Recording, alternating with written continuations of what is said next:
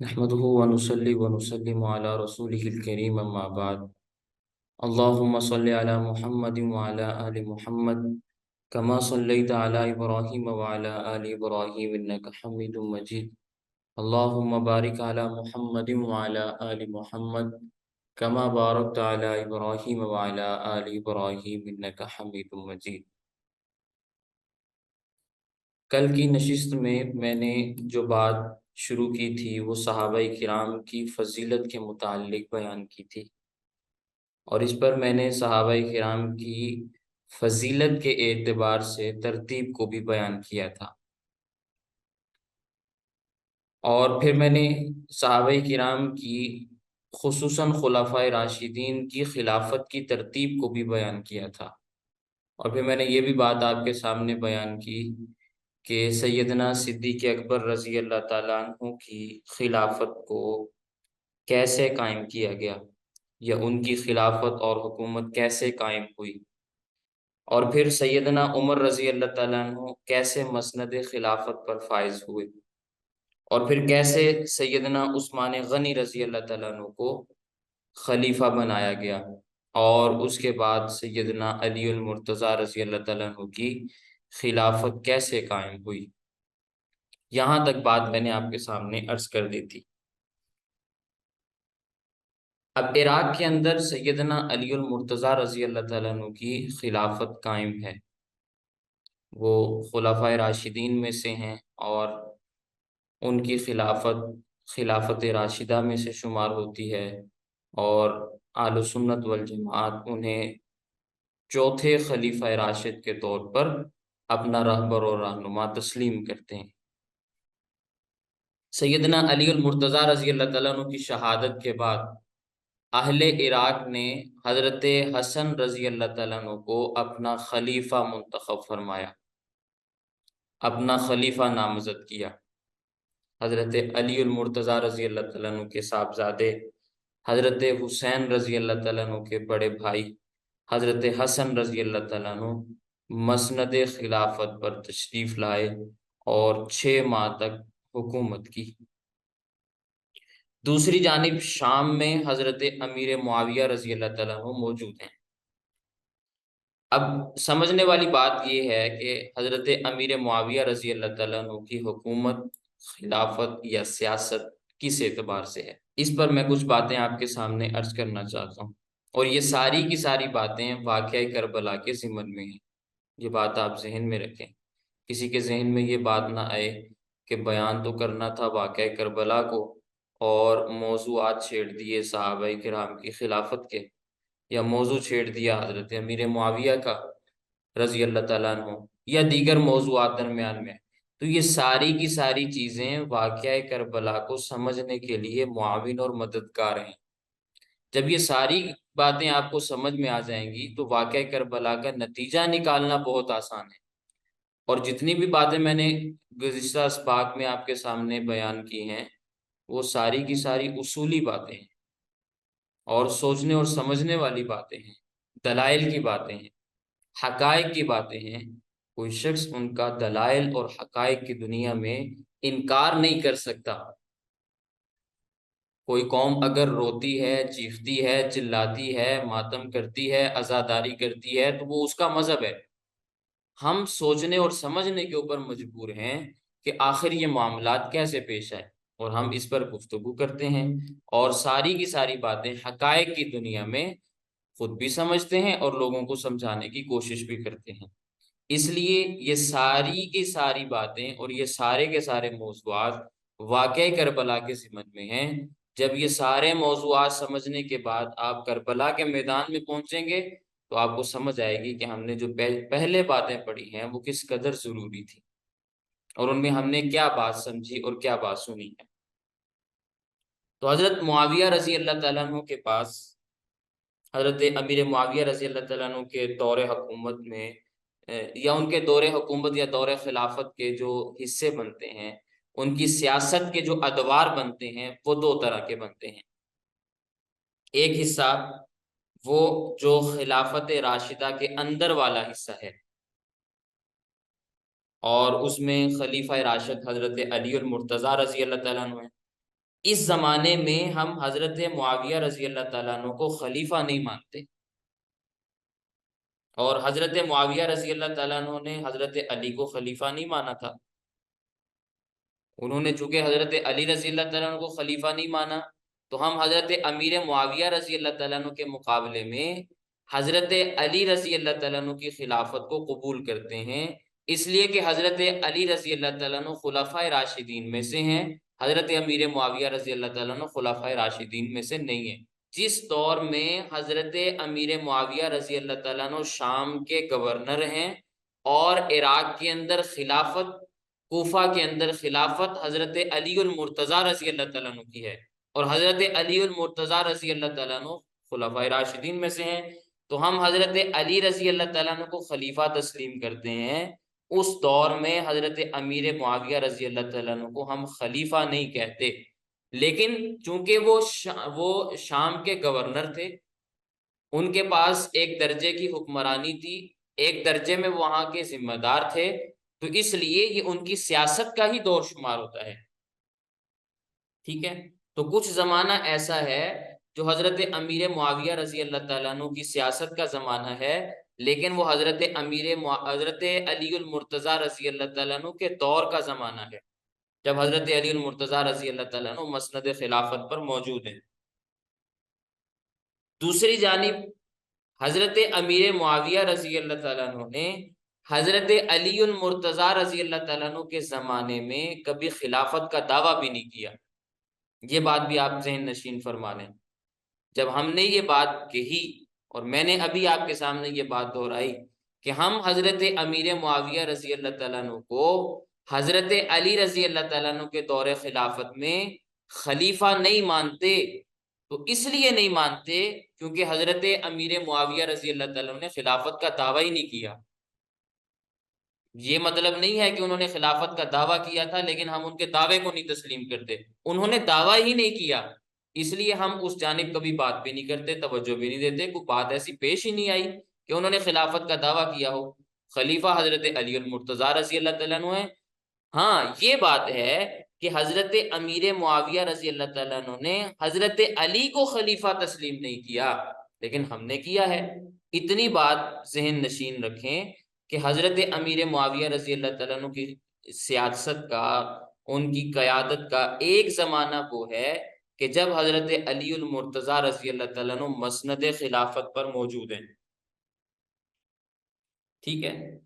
اچھا ایک بات میں اور بھی آپ کے سامنے عرض کر دوں، کسی کے ذہن میں یہ بات نہ آئے کہ شاید حضرت امیر معاویہ رضی اللہ تعالیٰ نے خلافت کا دعویٰ کیا ہو، آپ کو معلوم نہ ہو، تو میں حضرت امیر معاویہ رضی اللہ تعالیٰ کے متعلق یہ بات عرض کرنا چاہتا ہوں کہ حضرت امیر معاویہ رضی اللہ تعالیٰ کے آپ خطوط پڑھیں، جو حضرت امیر معاویہ رضی اللہ تعالیٰ نے لکھوائے ہیں یا خط و کتابت ہوئی ہے، آج بھی وہ خطوط محفوظ ہیں، آپ ذرا ان خطوط کو پڑھیں۔ تو حضرت امیر معاویہ رضی اللہ تعالیٰ عنہ اپنا تعارف کرواتے ہوئے کہتے ہیں کہ میں کون ہوں۔ تو حضرت علی رضی اللہ تعالیٰ عنہ کو وہ کہا کرتے تھے کہ میں خلافت کا دعوے دار نہیں ہوں، میری پوزیشن کیا ہے؟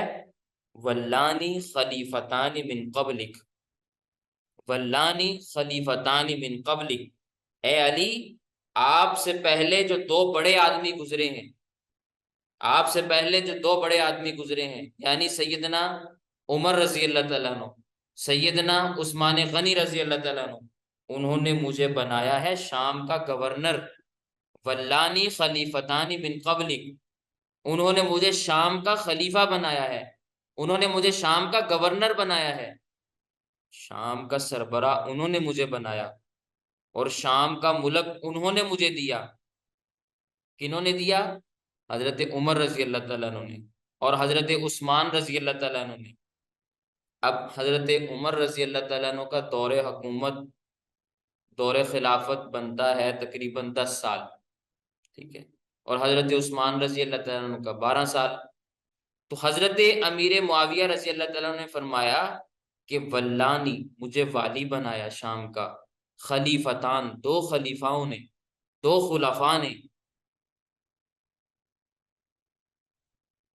یا میں ایک اور بات بھی عرض کرتا ہوں، ایک واقعہ عرض کرتا ہوں کہ جب شام اسلام کے پرچم تلے آیا، جب شام اسلام کے پرچم تلے آیا تو شام کا پہلا گورنر کون بنا؟ یہ بات بھی سمجھنے والی ہے۔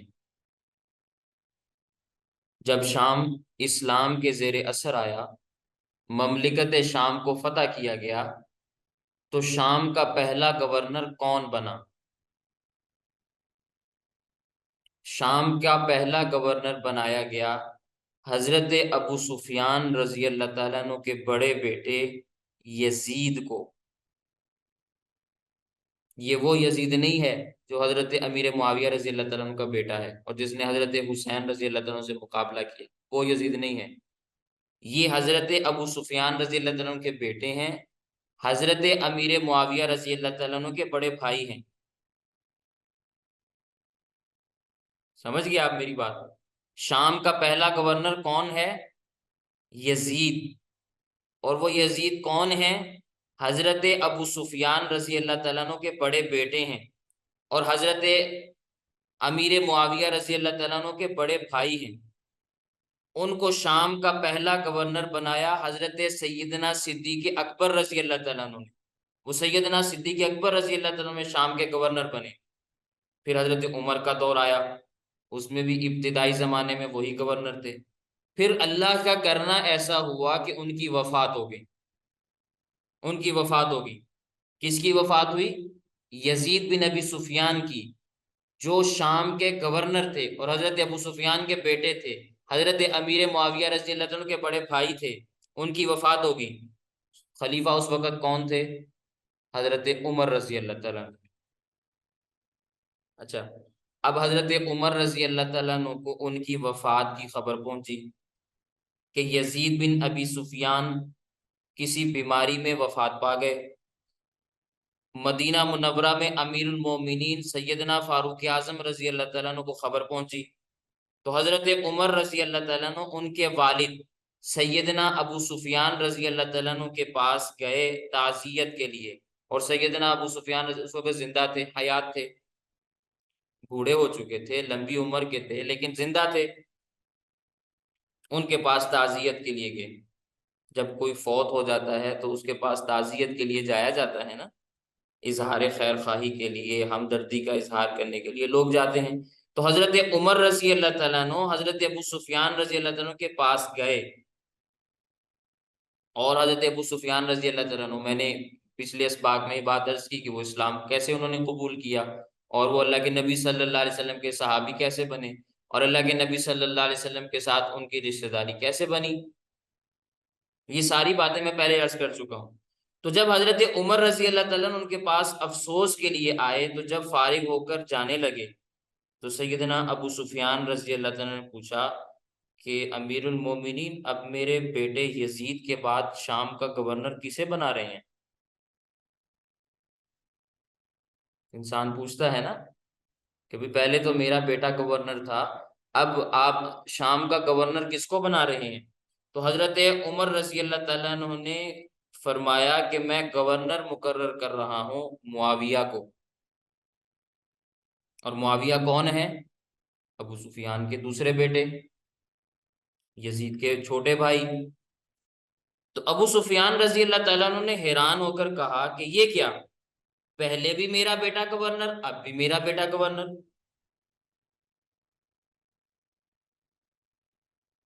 سوال کیا نا، حضرت عمر رضی اللہ تعالیٰ عنہ سے سوال کرنے والا کون ہے؟ حضرت سیدنا ابو سفیان، جو اپنے پورے وقت میں، ان کی مکہ کی زندگی آپ دیکھیں، جب وہ مسلمان نہیں تھے، مکہ کے چودھری صاحب ہیں، نمبردار ہیں، کوئی عام آدمی نہیں ہے، بہت بڑی بصیرت والے، فہم و فراست والے، فہم و فراست والے ہیں، اور چودھری ہیں، کوئی عام آدمی نہیں ہے، سردار ہیں۔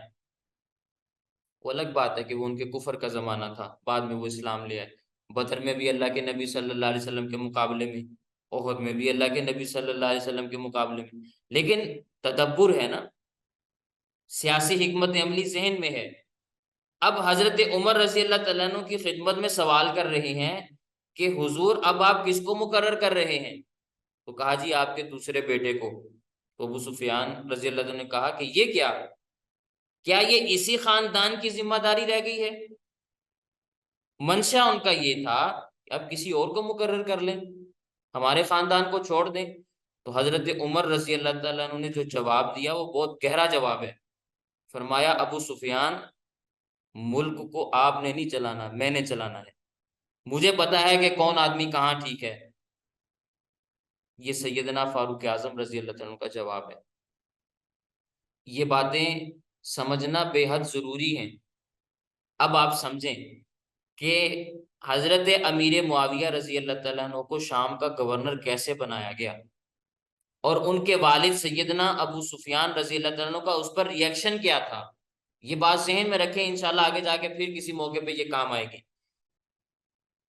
اب سیدنا عمر رضی اللہ عنہ فرما رہے ہیں کہ بھی ملک کو میں نے چلانا ہے، آپ نے نہیں چلانا، مجھے پتا ہے کہ کون آدمی کہاں ٹھیک ہے، کس سے میں نے کیا کام لینا ہے۔ یہ جو مشینوں کے آپریٹر ہوتے ہیں نا، وہ جانتے ہیں کہ کس پرزے کو کہاں پہ فٹ کرنا ہے۔ اب یہ کارخانوں میں جو مشینیں چلتی ہیں ان کا ایک بڑا آپریٹر ہوتا ہے، وہ جانتا ہے کہ کس پرزے نے کہاں کام کرنا ہے اور کون سا پرزہ کس جگہ کا ہے۔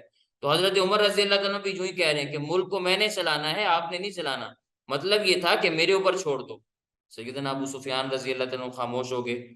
تو حضرت معاویہ رضی اللہ تعالیٰ عنہ کو شام کی قیادت میں شام کی گورنری ملی یا شام کی ولایت ملی۔ اب ان کو شام کی سرداری پر، شام کی ولایت پر، شام کی گورنری پر کون لائے؟ سیدنا فاروق اعظم رضی اللہ تعالیٰ عنہ۔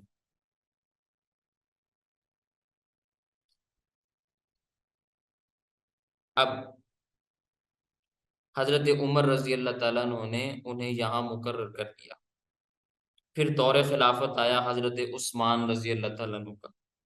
حضرت عثمان رضی اللہ تعالیٰ عنہ کے پورے دور خلافت میں حضرت امیر معاویہ رضی اللہ تعالیٰ عنہ ہی شام کے گورنر ہیں، کسی نے ان کو نہیں ہٹایا، کسی نے کوئی اعتراض نہیں کیا۔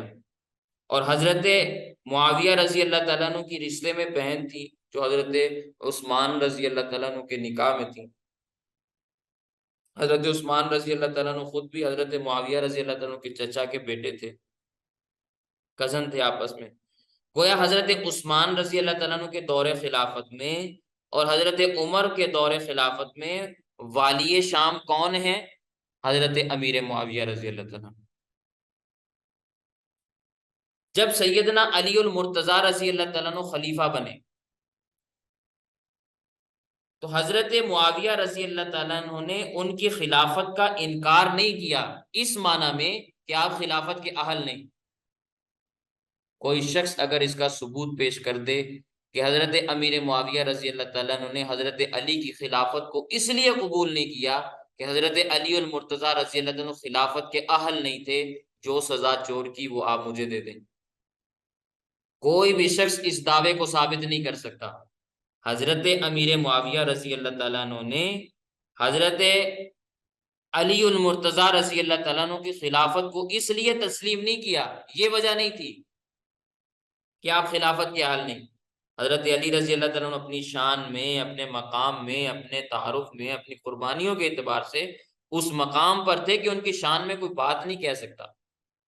تو حضرت معاویہ رضی اللہ تعالیٰ عنہ نے کہا کہ میرا آپ سے ایک ہی مطالبہ ہے، میرا آپ سے ایک ہی مطالبہ ہے کہ میں یہاں حضرت عثمان رضی اللہ تعالیٰ عنہ کا مقرر کرتا ہوں، انہوں نے مجھے گورنر مقرر کیا حضرت عمر رضی اللہ تعالیٰ عنہ کے بعد، تو میں اب ان کا وفادار ہوں، اور ان کا وفادار اس درجے میں ہوں کہ جب تک عثمان کے قاتلوں کو پکڑا نہ جائے، جب تک آپ حضرت عثمان رضی اللہ تعالیٰ عنہ کے قاتلوں کو گرفتار نہیں کریں گے، میں بیعت نہیں کروں گا۔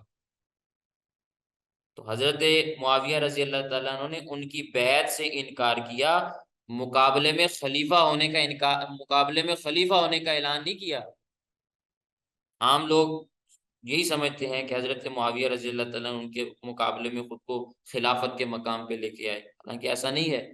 ان کے خطوط آج بھی دنیا میں موجود ہیں، مطالعہ کر سکتے ہیں، اردو ترجمے کے ساتھ چھپے ہوئے بھی موجود ہیں، وگرنہ عربی عبارت کے ساتھ آپ دیکھنا چاہیں تو موجود ہیں، اصلی حالت میں موجود ہیں۔ وہ فرماتے ہیں حضرت علی سے، اے علی، مجھے 2 خلیفوں نے آپ سے پہلے گورنر مقرر کیا شام کا، میں شام کا گورنر ہوں، میں اپنے اسی حال پہ قائم ہوں، یعنی میں بطور گورنر عثمان کے ہی کام کر رہا ہوں جب تک کہ ان کے قاتلوں کو آپ نہیں پکڑیں گے۔ ان کی وفاداری کا تقاضا ہے کہ یہ جو صوبوں کے عامل مقرر ہیں، صوبوں کے جو نمائندے ہیں، وہ اپنے مرکز کو اس طرح کمزور نہ ہونے دیں کہ کوئی بھی شخص آئے اور مرکز میں آ کے تباہی پھیلا کے چلا جائے۔ ایسا کرنے کی ہم اجازت نہیں دیں گے۔ کوئی بھی آئے اور آ کر کسی کو بھی شہید کر کے چلا جائے، کوئی اٹھے بھی نہ اور کوئی خون عثمان کا مطالبہ بھی نہ کرے یا اس شہادت کا کے قصاص کا مطالبہ نہ کرے، ایسا نہیں ہوگا۔ ہم مطالبہ کرتے ہیں، اور پھر یہ صرف باتیں ہماری کتابوں میں نہیں لکھی ہوئی۔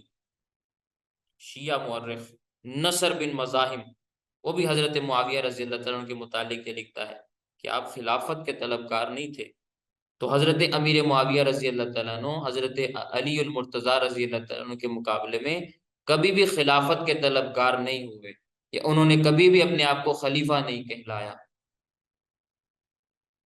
اور پھر جب حضرت عثمان رضی اللہ تعالیٰ عنہ شہید ہوئے، حضرت عثمان رضی اللہ تعالیٰ عنہ کی شہادت ہوئی، ایک واقعہ اور بھی پیش آیا کہ حضرت عثمان رضی اللہ تعالیٰ عنہ کی جو شہادت ہوئی تو ایک قمیض انہوں نے پہنی ہوئی تھی۔ شہادت کا لمبا قصہ ہے، پیچھے ذوالحجہ گزر چکا ہے، تو اس میں تفصیل کے ساتھ بہت ساری باتیں آپ کے سامنے آئی ہوں گی۔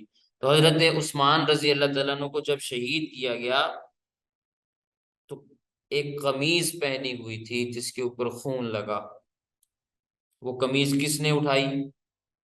حضرت عثمان رضی اللہ تعالیٰ عنہ کی بیوی نے، ان کی اہلیہ نے، جو رشتے میں حضرت امیر معاویہ رضی اللہ تعالیٰ عنہ کی بہن تھی۔ اب آپ اندازہ لگائیں، حضرت عثمان رضی اللہ تعالیٰ عنہ کی خون آلود قمیض جب شام پہنچی اور وہ قمیض لہرائی گئی لوگوں کے درمیان، تو پورے شام میں لوگوں کی آنکھوں میں خون آ گیا کہ یہ کیا، خلیفہ برحق کو، خلیفہ راشد کو اتنے ظلم کے ساتھ شہید کیا گیا۔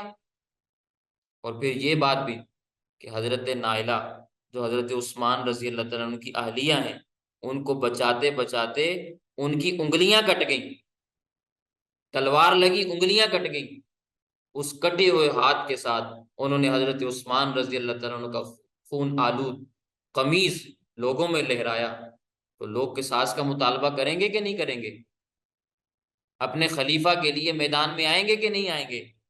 تو حضرت معاویہ رضی اللہ تعالیٰ عنہ نے اس وقت لوگوں کا رویہ دیکھ کر متاثر ہو کر کہ اب اگر میں نے علی کو خلیفہ مان لیا تو لوگ کہیں گے کہ حضرت عثمان کی شہادت اور ان کے خون کی ذمہ داری پھر کن لوگوں پر آئے گی؟ کون ہے جو حضرت عثمان کے قاتلوں کو پکڑے گا؟ تو جب تک نیا خلیفہ ان کے قاتلوں کو نہیں پکڑ لیتا میں بیعت نہیں کروں گا۔ یہ بات تھی۔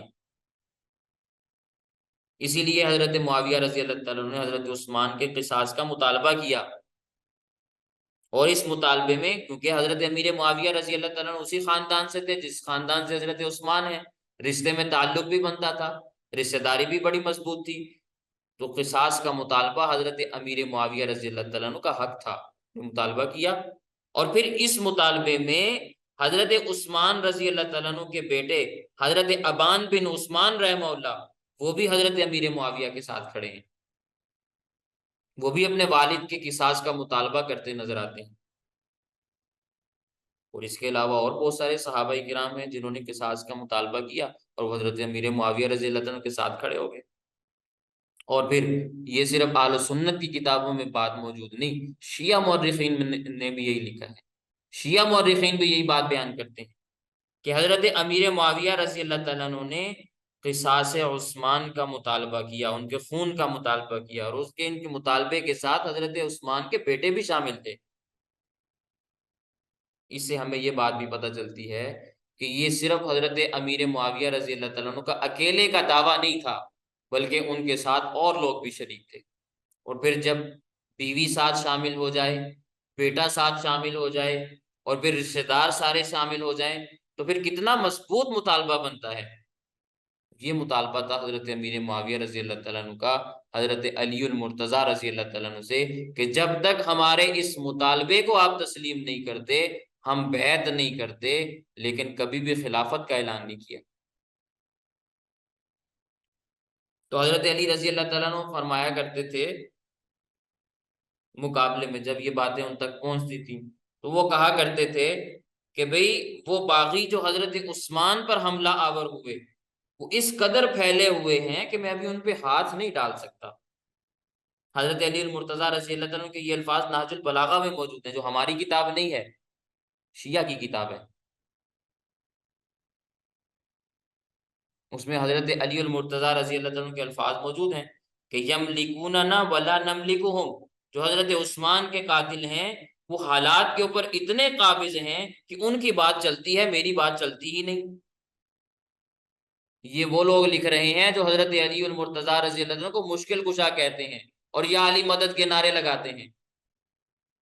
حضرت علی المرتضیٰ رضی اللہ عنہ کا اپنا قول اپنی کتاب میں لکھ رہے ہیں کہ وہ فرماتے ہیں کہ میری بات چلتی ہی نہیں، کوئی میری بات مانتا ہی نہیں، سنتا ہی نہیں، ابھی مجھے اتنی قوت نہیں ملی کہ میں ان کے ساتھ مقابلہ کر سکوں۔ اور حضرت امیر معاویہ رضی اللہ تعالیٰ عنہ مقابلے میں کیا کہتے کہ اگر آپ اتنے کمزور ہیں کہ ان کو نہیں پکڑ سکتے تو پھر مجھے موقع دیں، میں پکڑتا ہوں۔ لیکن ظاہر ہے وہ الگ صوبے میں ہیں، یہ الگ سرزمین کے اوپر ہیں، تو اتنا لمبا چوڑا درمیان میں فاصلہ ہے، تو اس موضوع کے اوپر اختلاف ہوا اور سارے کا سارا اختلاف اسی مسئلے کے اوپر گھومتا رہا اور اسی سے پھر آگے معاملات چلے اور بہت دور تک پھیل گئے۔ خیر، اس موقع پہ حضرت علی المرتضیٰ رضی اللہ تعالیٰ عنہ کی بصیرت پر آپ قربان جائیں۔ حضرت علی المرتضیٰ رضی اللہ عنہ کی بصیرت کیا تھی؟ انہوں نے صاف صاف کہا لوگوں سے، لوگوں، جو لوگ کہتے ہیں نا کہ معاویہ نے علی کو نہیں مانا اور طرح طرح کی باتیں حضرت معاویہ رضی اللہ تعالیٰ عنہ کے بارے میں کہتے ہیں، جب بھی محرم آتا ہے تو حضرت حسین رضی اللہ تعالیٰ عنہ کی سیرت کے نام پہ جلسہ کرتے ہیں اور بیان حضرت امیر معاویہ کے خلاف ہوتا ہے۔ تو اس قسم کے جو گفتگو کرتے ہیں نا، حضرت علی المرتضیٰ رضی اللہ عنہ خود فرما رہے ہیں، حضرت علی المرتضیٰ رضی اللہ عنہ کا اپنا فرمان، وہ فرماتے ہیں میرا اور معاویہ کا کیا معاملہ ہے، ان ربنا واحد، ہمارا خدا ایک ہے، ہمارا نبی ایک ہے، ہم دونوں کا قبلہ ایک ہے، ہماری دعوت فی الاسلام ایک ہے، ہم ایک ہیں۔ یہ حضرت علی المرتضیٰ رضی اللہ عنہ فرما رہے ہیں کہ ہمارا خدا ایک، ہمارا نبی ایک، ہماری کتاب ایک، ہمارا قبلہ ایک، ودعوتنا فی الاسلام واحد، ہماری دعوت اسلام ایک، الامر واحد، ہم ایک ہیں، ہم ایک ہیں۔ حضرت علی المرتضیٰ رضی اللہ تعالیٰ عنہ تو کہیں کہ ہم ایک ہیں، یعنی عقیدے میں ایک ہیں، مسلک میں ایک ہیں، ختم نبوت کو ماننے میں ایک ہیں، توحید کو ماننے میں ایک ہیں، قبلے کو ماننے میں ایک ہیں۔ تو حضرت علی المرتضیٰ تو کہیں کہ ہم ایک ہیں، اور آج کی محرم کی مجالس میں ہم سنیں کہ حضرت امیر معاویہ رضی اللہ تعالیٰ کے خلاف پتہ نہیں کیا کچھ بکا جا رہا ہے، اور حضرت علی المرتضیٰ رضی اللہ تعالیٰ کی بات کسی کو یاد ہی نہیں، اور اتنی غلط قسم کی باتیں کہی جائیں اور اتنا زہر اگلا جائے کہ اس کی پوری تاریخ انکار کرے، حضرت امیر معاویہ رضی اللہ عنہ کی پوری سیرت اس کا انکار کرے، حضرت علی المرتضیٰ رضی اللہ عنہ کے اقوال اس کا انکار کرے۔ حضرت علی رضی اللہ عنہ تو فرمائیں کہ ہمارا خدا ایک، ہمارا نبی ایک، ہمارا قبلہ ایک، ہماری کتاب ایک، ہماری دعوت فی الاسلام ایک، الامر واحد، انما الاختلاف ما وقع فی دم عثمان واللہ یعلم انی بریء منہم۔ یہ نہج البلاغہ کے الفاظ ہیں جو ہماری کتاب نہیں ہے، کسی اہل سنت نے نہیں اس کو لکھا۔ اختلاف سارے کا سارا حضرت عثمان کے خون کے بارے میں ہے۔ حضرت علی فرما رہے ہیں اللہ کی قسم اللہ جانتا ہے میں اس سے بری ہوں، اللہ کی قسم اللہ جانتا ہے میں اس سے بری ہوں، میرے ہاتھ خون عثمان سے رنگے ہوئے نہیں ہیں۔ یہ حضرت علی رضی اللہ عنہ فرما رہے ہیں، کس کو فرما رہے ہیں؟ حضرت امیر معاویہ رضی اللہ عنہ۔ کیونکہ جیسے آج کے زمانے میں بہت ساری غلط فہمیاں پھیلتی ہیں، اس زمانے میں بھی پھیلی، غلط فہمی پھیلی کہ ان کے قاتلوں کو جب یہ پکڑتے نہیں، جب یہ حضرت علی رضی اللہ تعالیٰ عنہ حضرت عثمان کے قاتلوں کو پکڑتے نہیں تو لگتا ہے کہ ان کے ہاتھ بھی ان کے خون سے رنگے ہوئے، نعوذ باللہ من ذالک۔ غلط فہمی تھی، پھیلی اس زمانے میں۔ تو حضرت علی المرتضیٰ رضی اللہ تعالیٰ عنہ کیا فرماتے ہیں؟ واللہ یعلم انی بریء منہ، اللہ جانتا ہے میں اس خون سے بری ہوں، میرے ہاتھ اس خون سے رنگے ہوئے نہیں ہیں، میرا اس میں کوئی دخل نہیں ہے۔ لیکن ظاہر ہے جن کی رشتہ داری تھی ان کے جذبات ٹھنڈے کرنے کے لیے یہ کوئی بات کافی نہیں تھی، سمجھ گئے؟ تو بات یہ ہے کہ حضرت امیر معاویہ رضی اللہ تعالیٰ عنہ نے حضرت علی المرتضیٰ رضی اللہ تعالیٰ عنہ کی خلافت کو نہیں مانا، اس لیے نہیں مانا کہ وہ خلافت کے اہل نہیں تھے، یہ مسئلہ ہی نہیں۔ حضرت علی المرتضیٰ رضی اللہ تعالیٰ عنہ کا مقام و مرتبہ حضرت امیر معاویہ رضی اللہ تعالیٰ عنہ کو تسلیم تھا، اور انہوں نے وہ مقام و مرتبہ مانا، لیکن ان کے مقابلے میں کبھی بھی خلافت کا دعویٰ نہیں کیا، یہی کہتے رہے کہ بھئی میں دو خلفاء کا مقرر کردہ والی ہوں، گورنر ہوں، ان کی وفا کا تقاضا یہ ہے کہ ان کے قاتلوں کو انجام تک پہنچایا جائے، وگرنہ میں اپنے حال پہ باقی ہوں۔ حضرت امیر معاویہ رضی اللہ تعالیٰ عنہ کا دعویٰ یہ تھا، ان کا کلیم یہ رہا کہ میں گورنر ہوں، میرا پیشوا، میرا مرکز عثمان موجود نہیں، لیکن میں ان کا ٹھہرایا ہوا ہوں، میری وفا تقاضا کرتی ہے کہ میں ان کے قاتلوں کو پکڑنے سے پہلے، جب تک وہ قاتل پکڑے نہیں جاتے، میں کسی کی بیعت نہیں کرتا۔ اسی طرح 4 سال 4.5 سال کا زمانہ گزر گیا، یہاں تک کہ حضرت علی رضی اللہ تعالیٰ عنہ نے وفات سے ایک سال پہلے حضرت امیر معاویہ رضی اللہ عنہ سے ایک وعدہ کر لی، ایک عہد ہو گیا، اس سے پہلے اختلاف چلتا آ رہا تھا، اب جی عہد ہو گیا، معاہدہ ہو گیا کہ ہم آپس میں لڑیں گے نہیں۔ پہلی لڑائیاں ہوئی، صفین ہوئی، اور اس میں بہت سارے افراد شہید ہوئے، لیکن بہرحال پھر معاہدہ ہو گیا کہ ہم لڑیں گے نہیں، دونوں متفق ہو گئے، معاہدہ طے ہو گیا، تاریخ میں وہ محفوظ ہو گیا، آج بھی اس کے الفاظ آپ کو مل جائیں گے، وہ تحریریں آپ کو مل جائیں گی۔ تو حضرت علی المرتضیٰ رضی اللہ تعالیٰ عنہ نے اپنی شہادت سے پہلے حضرت امیر معاویہ رضی اللہ تعالیٰ عنہ سے صلح کر لی، اور صلح اس بات پہ تھی کہ اب آپس میں لڑنا نہیں، جو علاقے اسلامی سلطنت کے آپ کے پاس ہیں وہاں کا نظام آپ چلائیں، جو میرے پاس ہیں وہاں کا نظام میں چلاتا ہوں، یہ ہمارا معاہدہ ہے، اب ہم آپس میں لڑیں گے نہیں، جہاں تک کہ اللہ تعالیٰ ہمیں پھر اکٹھا ہونے کا موقع دے دے۔ تو یہ معاہدہ ہو گیا۔ اب پھر جو اللہ تعالیٰ کو منظور، حضرت علی المرتضیٰ رضی اللہ تعالیٰ عنہ کی شہادت ہو گئی، شہید ہو گئے۔ تو جو حضرت علی المرتضیٰ رضی اللہ تعالیٰ عنہ کی جماعت کے لوگ تھے، یا ان کے طرف کے لوگ تھے، یا آپ یوں کہہ لیں کہ جو عراق کے لوگ تھے، انہوں نے اپنا نیا امیر بنایا حضرت حسن رضی اللہ تعالیٰ عنہ۔ حضرت علی کا جانشین کن کو بنایا؟ حضرت حسین رضی اللہ تعالیٰ عنہ کے بڑے بھائی حضرت حسن رضی اللہ تعالیٰ عنہ کو۔ اور حضرت حسن رضی اللہ تعالیٰ عنہ خلافت پر آئے، کچھ ماہ تک رہے، تقریباً 6 ماہ کا عرصہ بنتا ہے۔ پھر حضرت امیر معاویہ رضی اللہ تعالیٰ عنہ سے حضرت حسن رضی اللہ تعالیٰ عنہ نے بھی صلح کر لی۔ صلح تو پہلے ہی ہو چکی تھی، وہ صلح جو دوبارہ ہوئی وہ اس بات پہ تھی کہ حضرت حسن رضی اللہ تعالیٰ عنہ نے خلافت حضرت امیر معاویہ رضی اللہ تعالیٰ عنہ کے سپرد کی، اور پھر ایک ہو گئے، پھر زمانہ اسلام ایک ہو گیا دوبارہ سے، جیسے پہلے چلتا چلا رہا تھا بالکل ویسے ہی ایک ہو گئے۔ تو جب ایک ہو گئے، حضرت حسن رضی اللہ تعالیٰ عنہ نے جب حضرت معاویہ کے ہاتھ پر صلح کر کے اپنی حکومت ان کے سپرد کر دی، تو حضرت حسین بھی ان کے ساتھ تھے، اکیلے حضرت حسن نہیں تھے۔ ہاں یہ الگ مسئلہ ہے کہ حضرت حسن امیر تھے، حضرت حسین ان کے بھائی تھے، ان کے وزیر تھے، ان کے ساتھ تھے، لیکن جب حضرت حسن رضی اللہ تعالیٰ نے صلح کی ہے تو حضرت حسین بھی شریک تھے۔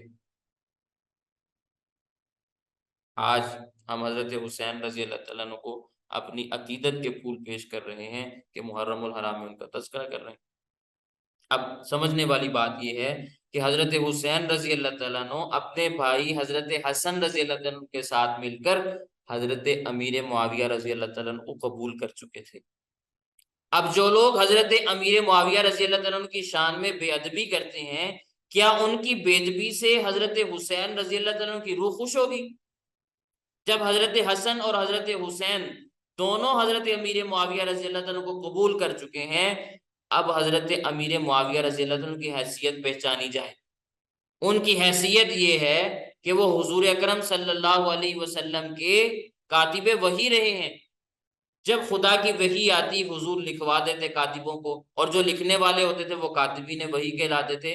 پھر ان کو حضرت ان کاتبین وحی میں سے حضرت عمر رضی اللہ تعالیٰ عنہ نے حضرت معاویہ رضی اللہ تعالیٰ عنہ کو اتنی قبولیت عطا فرمائی کہ ان کو شام کا گورنر بنا دیا۔ حضرت عثمان رضی اللہ تعالیٰ عنہ نے ان کو قبول کیا۔ تو جب اللہ کے رسول نے انہیں قبول کیا، ان کو عزت دی، کتابت وحی میں ان کو لیا، حضرت عمر رضی اللہ تعالیٰ عنہ نے ان کو عزت دی، ان کو شام کا والی بنایا، حضرت عثمان نے انہیں عزت دی، شام کا گورنر بنایا۔ اب صرف اس لیے کہ یزید ان کا بیٹا تھا، ان کی پچھلی ساری تاریخ آپ بھول جائیں، اور جب بھی عوام سے ہم پوچھیں کہ حضرت امیر معاویہ کون تھے، وہ کہتے ہیں یزید کا باپ۔ یہی جواب ملتا ہے نا، کسی سے بھی آپ پوچھیں کہ حضرت امیر معاویہ کون تھے، وہ کہتے ہیں یزید کا باپ تھا۔ نعوذ باللہ من ذالک، یہ حضرت امیر معاویہ رضی اللہ عنہ کا مقام ہے۔ وہ اتنی بڑی ہستی ہیں، انہیں پہچانا جائے رسالت کی نگاہ سے، انہیں پہچانا جائے حضرت عمر رضی اللہ عنہ کی نظر سے، انہیں پہچانا جائے حضرت عثمان رضی اللہ عنہ کی نگاہ سے، لیکن لوگ کس طرح پہچانتے ہیں؟ میں نے بات عرض کی، میں کوئی غلط بات عرض کر رہا ہوں آپ کے سامنے؟ لوگ ایسے ہی کہتے ہیں۔ تو ہم جو سننے والے ہیں انہیں یہ بات بتاتے ہیں، ان کے جذبات کو بھڑکاتے نہیں ہیں، انہیں حقیقت بتاتے ہیں۔ اور جو باتیں میں نے کہی آپ ان کو تاریخ کے میزان میں تول لیں۔ حضرت علی رضی اللہ تعالیٰ عنہ نے اعلان کیا کہ میرا اختلاف حضرت معاویہ رضی اللہ تعالیٰ عنہ سے دین کا اختلاف نہیں ہے، صرف خون عثمان کا اختلاف ہے۔ کیا یہ باتیں عوام کو معلوم ہے؟ لوگ اس پر سوچتے ہی نہیں، سوچنے کا ارادہ کرتے ہی نہیں۔ خیر، کل بھی یہ میں نے بات سمجھائی تھی کہ جب بھی کسی بات کو سمجھنا ہو، جاننا ہو، تو ہمیشہ جڑ سے دیکھا جاتا ہے، بنیاد سے دیکھا جاتا ہے۔ پہلے یہ عقیدہ آپ کا صحیح ہو کہ حضور اکرم صلی اللہ علیہ وسلم کا جانشین کون تھا اور وہ کیسے بنا، پھر ان کا جانشین آگے کون تھے اور وہ کیسے بنے، پھر اس کے بعد ان کے جانشین کون تھے اور وہ کیسے بنے، پھر حضرت علی المرتضیٰ رضی اللہ تعالیٰ عنہ آئے تو اختلاف ہوا، لیکن وہ اختلاف کس نوعیت کا تھا؟ خلافت کا اختلاف نہیں تھا، خون عثمان کا اختلاف تھا، قاتلین عثمان کو پکڑنے کا اختلاف تھا۔ تو اہل سنت والجماعت کے عقیدے کے مطابق خلفائے راشدین 4 ہیں۔ حضرت علی کے خلیفہ برحق ہونے میں، خلیفہ راشد ہونے میں ہمیں کوئی کلام نہیں، کوئی اعتراض نہیں، کوئی گفتگو نہیں۔ اہل سنت والجماعت کا عقیدہ یہ ہے خلفائے راشدین 4 ہیں۔